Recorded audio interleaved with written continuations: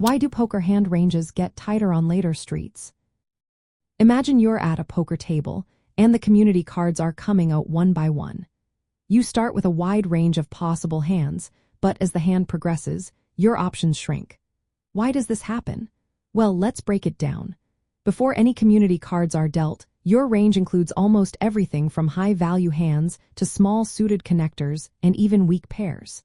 This wide starting point makes sense because you don't know what the other players might be holding.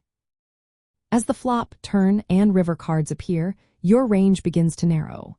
This is because each betting round gives you clues about what your opponents might have. If someone bets strongly on the flop, they probably have a strong hand or a good draw. If they check, they might be weak or trying to trap you.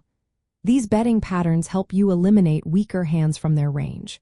On the later streets, especially the river, the range becomes even tighter. This is because many hands no longer connect well with the community cards. For example, if the board shows high cards and possible flush or straight draws that you do not hold, many speculative hands are no longer relevant. Players tend to only continue with their strongest hands or well-timed bluffs. Also, as more community cards are revealed, the number of hands that fit the board texture shrinks.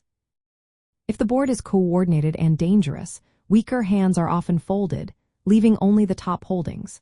Another reason is strategic adjustment. Players will tighten their ranges on later streets to avoid losing chips when facing strong opposition.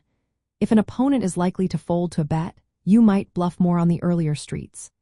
But on the turn and river, you focus on your best hands because the chance of winning is higher, and the risk of losing chips is greater. From a mathematical point of view, later streets demand more precise decisions. The pot size and potential winnings are larger, so players prefer to stick with hands that have better chances of winning.